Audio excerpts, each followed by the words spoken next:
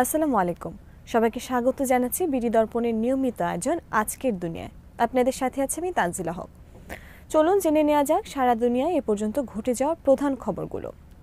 কাশ্মীরে হামলার ঘটনা দুই দেশের মধ্যে সর্বাত্মক যুদ্ধের রূপ নিতে পারে বলে আশঙ্কা প্রকাশ করেছেন পাকিস্তানের প্রতিরক্ষামন্ত্রী খাজা আসিফ। ব্রিটিশ সংবাদ মাধ্যম স্কাই নিউজকে দেওয়া এক সাক্ষাৎকারে এ বিষয়ে বিশ্বকে উদ্বিগ্ন হওয়া উচিত বলে মন্তব্য করেন তিনি। ক্রমবর্ধমান কূটনৈতিক উত্তেজনার মধ্যে পাকিস্তানের সেনাবাহিনী যে কোনো পরিস্থিতির জন্য প্রস্তুত বলে মন্তব্য করেন খাজা আসিফ।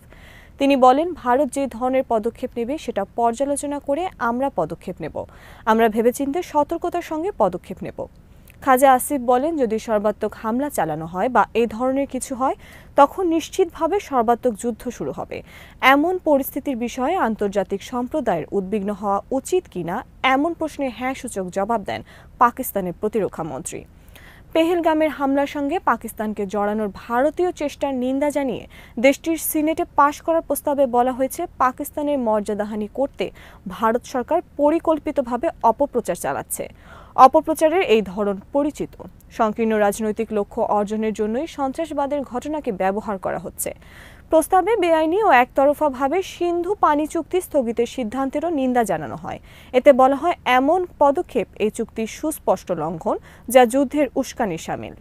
এর আগে পেহেলগামের হামলার সঙ্গে পাকিস্তানের সম্পৃক্ততার প্রমাণ দিতে ভারতের প্রতি আহ্বান জানান পাকিস্তানের উপপ্রধানমন্ত্রী ও পররাষ্ট্রমন্ত্রী ইসহাক দার। বৃহস্পতিবার জাতীয় নিরাপত্তা কমিটির বৈঠক শেষে এক সংবাদ সম্মেলনে ইসহাক বলেন, যদি পেহেলগামের ঘটনায় পাকিস্তানের জড়িত থাকার কোনো প্রমাণ থাকে তবে দয়া করে তা আমাদের এবং পুরো বিশ্বকে দেখান।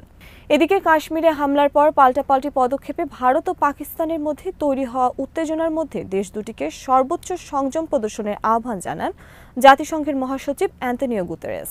জাতিসংঘ মহাসচিবের মুখপাত্র স্টিফেন ডুজারিক আন্তোনিও গুতেরেসের এ বার্তা সাংবাদিকদের জানান। স্টিফেন দুজারিক বলেন, প্রতিবেশী দেশ দুটির মধ্যে চলমান পরিস্থিতি নিয়ে জাতিসংঘ মহাসচিব খুবই উদ্বিগ্ন। সার্বিক পরিস্থিতিতে খুব নিবিড়ভাবে নজর রাখছেন তিনি। জাতিসংঘ মহাসচিব বলেছেন, সাম্প্রতিক পাল্টাপাল্টি বেশ কিছু পদক্ষেপের ফলে দুই দেশের মধ্যে সম্পর্কে ব্যাপক উত্তেজনা তৈরি হয়েছে।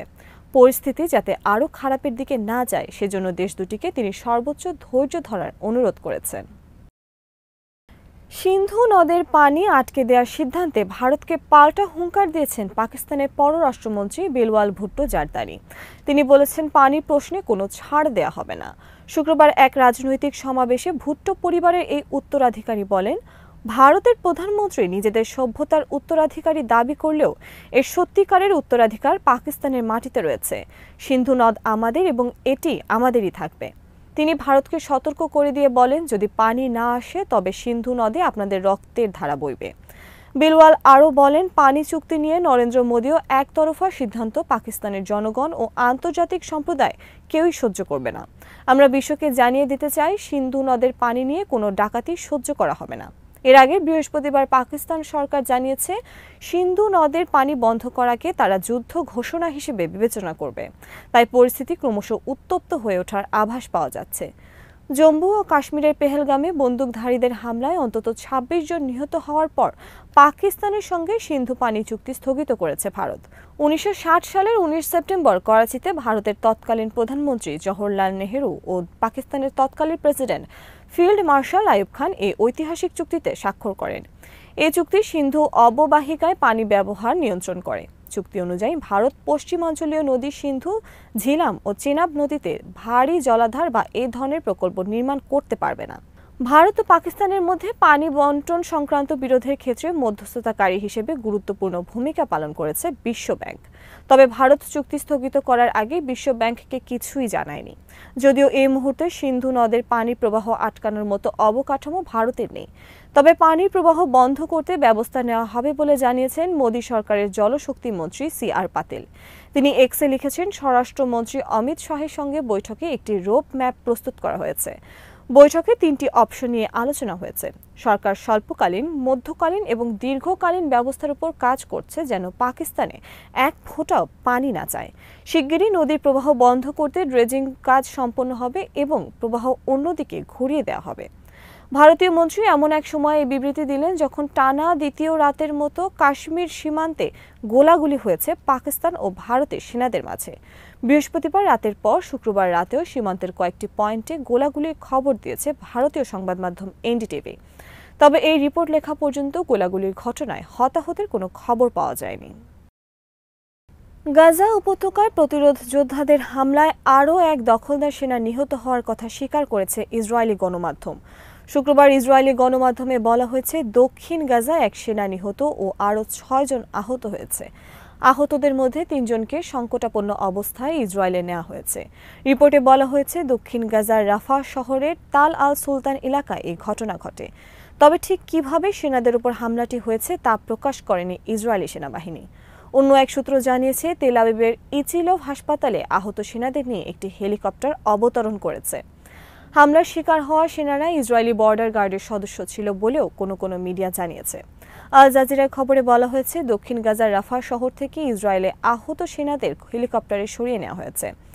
এছাড়া পৃথক এক ঘটনায় গাজা সিটির সুজাইয়া এলাকায় আরেক ইসরায়েলি সেনা নিহত হয়েছে, যে হামলাটি দক্ষিণ গাজায় হামলার কয়েক ঘন্টার মধ্যেই হয়েছে।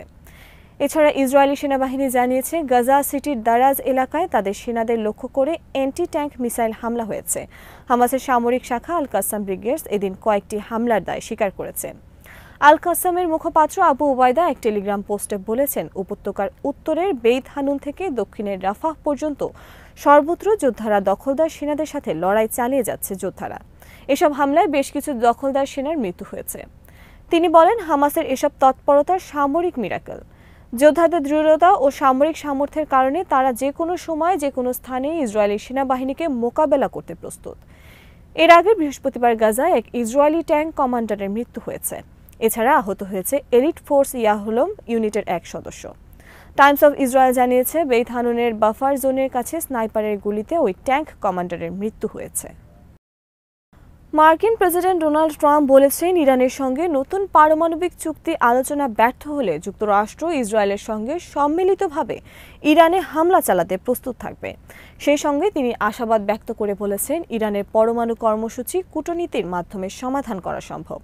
সম্প্রতি টাইম ম্যাগাজিনের সঙ্গে একটি বিস্তৃত সাক্ষাৎকারে ট্রাম্প এসব কথা বলেন। শুক্রবার প্রকাশিত এই সাক্ষাৎকারে ট্রাম্প তার দ্বিতীয় মেয়াদের প্রথম 100 দিন উপলক্ষে নিজের আশা ও পরিকল্পনা তুলে ধরেন, বিশেষ করে ইরান এবং মধ্যপ্রাচ্য ইস্যুতে। এ সময় ইরানের পরমাণু স্থাপনায় যৌথ হামলা চালানোর জন্য ইসরায়েলের প্রস্তাব ঠেকানোর বিষয়ে প্রশ্ন করা হলে ট্রাম্প জানান, তিনি ইসরায়েলের পরিকল্পনা সরাসরি আটকে দেননি, তবে ইসরায়েলের অগ্রসর হওয়াটা সুবিধাজনক ছিল না। তার ভাষায়, আমরা আক্রমণ ছাড়াই চুক্তি করতে পারি বলে মনে করি। আমি আশা করি আমরা তা পারব। ট্রাম্প টাইম ম্যাগাজিনকে আরও জানান, যদিও তিনি দীর্ঘ সময় ধরে ইরানকে পারমাণবিক আলোচনা টেবিলে আনার প্রক্রিয়ার মধ্যে সামরিক পদক্ষেপের সম্ভাবনা মেনে নিয়েছেন। ট্রাম্প পুনরায় বলেন, আমি ইসরায়েলের জন্য এটি করিনি, তবে আমি নাও বলিনি। শেষ পর্যন্ত আমি তাদের জন্য সিদ্ধান্তটি প্রত্যাখ্যান করেছিলাম। বলেছিলাম যে আমি বোমার পরিবর্তে একটি চুক্তি চাই। এ বিষয়ে ইসরায়েলি প্রধানমন্ত্রী বেঞ্জামিন নেতানিয়াহুর মতামত কি তা নিয়ে প্রশ্ন করা হলে ট্রাম্প বলেন, ইসরায়েলি নেতা হয়তো যুদ্ধের দিকেই যেতে পারেন, তবে যুক্তরাষ্ট্র কোনোভাবেই এতে নিজেকে জড়াবে না। মার্কিন প্রেসিডেন্ট বলেন, আমি অপ্রস্তুতভাবে যুদ্ধে যাব না। আমি খুবই ইচ্ছাকৃতভাবে যুদ্ধে যাব যদি আমরা চুক্তি না করতে পারি। যদি চুক্তি না হয় সেক্ষেত্রে আমি যুদ্ধের সামনের সারিতেই থাকব। 3 সপ্তাহ ধরে পারমাণবিক ইস্যুতে সংলাপ চলছে যুক্তরাষ্ট্র ও ইরানের মধ্যে। শনিবার ওমানের রাজধানী মাস্কাটে 3য় দফা আলোচনা হওয়ার কথা রয়েছে। রাশিয়ার উচ্চপদস্থ এক সামরিক কর্মকর্তা মস্কোর উপকণ্ঠে একটি গাড়ি বোমা হামলায় নিহত হয়েছেন। একাধিক রুশ সূত্রের বরাতে বিবিসির প্রতিবেদনে বলা হয়েছে, শুরুতে সরকারিভাবে নিশ্চিত করা না হলেও পরে রাশিয়ার প্রধান তদন্ত সংস্থা বিষয়টি নিশ্চিত করেছে। নিরাপত্তা সংস্থাগুলোর বরাতে রাশিয়ার রাষ্ট্রীয় বার্তা সংস্থা তাস জানিয়েছে, জেনারেল ইয়ারোস্লাভ মোস্কালিকের গাড়িটি বিস্ফোরণে উড়ে যায়। তদন্ত কমিটির মুখপাত্র স্বেতলানা পেত্রেঙ্কো জানান, গাড়িটিতে একটি ইম্প্রোভাইজড এক্সপ্লোসিভ ডিভাইস রাখা ছিল, যা বিস্ফোরিত হয়। এই হত্যাকাণ্ড রাশিয়ায় গত কয়েক মাসের মধ্যে দ্বিতীয় উচ্চপদস্থ সামরিক কর্মকর্তার প্রাণহানির ঘটনা। 2024 সালের ডিসেম্বরে জেনারেল ইগোর কিরিলোভকে মস্কোয় তার অ্যাপার্টমেন্টের বাইরে একটি ইলেকট্রনিক স্কুটারে লুকিয়ে রাখা বোমা দিয়ে হত্যা করা হয়। এই হত্যাকাণ্ডের দায় স্বীকার করেছিল ইউক্রেনের নিরাপত্তা সংস্থা। গত ফেব্রুয়ারিতে মস্কোয় বিস্ফোরণে আহত হয়ে মারা যান রাশিয়াপন্থী মিলিশিয়া নেতা আর্মেন সার্গেসিয়ান। এর আগে 2023 সালের এপ্রিলে সেন্ট পিটার্সবার্গে রুশপন্থী যুদ্ধ ব্লগার ভ্লাদিমির তাতারস্কিকে একটি পুতুলের মধ্যে লুকানো বোমায় হত্যা করা হয়। যদিও ইউক্রেন এসব হামলার দায় স্বীকার করে না, বিশ্লেষকরা মনে করেন এসব হামলায় তাদের গভীর সংযোগ রয়েছে। এদিকে ইউক্রেন যুদ্ধ বন্ধের লক্ষ্যে রাশিয়ার প্রেসিডেন্ট ভ্লাদিমির পুতিনের সঙ্গে বৈঠক করেছেন যুক্তরাষ্ট্রের প্রেসিডেন্ট ডোনাল্ড ট্রাম্পের বিশেষ দূত স্টিভ উইটকফ। শুক্রবার মস্কোয় 3 ঘণ্টা ধরে এই বৈঠক অনুষ্ঠিত হয়। দুজনের মধ্যে আলোচনা গঠনমূলক হয়েছে বলে জানিয়েছেন পুতিনের সহযোগী ইউরি উশাকভ। 3 বছরের বেশি সময় ধরে চলা ইউক্রেন যুদ্ধ থামাতে ট্রাম্প যে তৎপরতা চালাচ্ছেন তার অংশ হিসেবে এই নিয়ে চতুর্থবারের মতো রাশিয়া সফর করলেন উইটকফ। শান্তি আলোচনায় যে অগ্রগতি হচ্ছে সে আভাস দিয়েছেন মার্কিন প্রেসিডেন্টও। ডোনাল্ড ট্রাম্প সাংবাদিকদের বলেছেন রাশিয়া ও ইউক্রেন চুক্তির খুব কাছাকাছি পৌঁছে গেছে। অন্যদিকে ইউরি উশাকভ বলেন এই বৈঠকের মধ্য দিয়ে শুধু ইউক্রেন নয় বরং আন্তর্জাতিক বিভিন্ন বিষয়ে রাশিয়া ও যুক্তরাষ্ট্রের অবস্থান আরও কাছাকাছি এসেছে। আজ এখানেই শেষ করছি। সবাই ভালো থাকুন, সুস্থ থাকুন আর দেখতে থাকুন বিডি দর্পণ। চ্যানেলটি ভালো লাগলে সাবস্ক্রাইব করুন, সংযুক্ত থাকুন আমাদের ফেসবুক পেজে। আল্লাহ হাফেজ।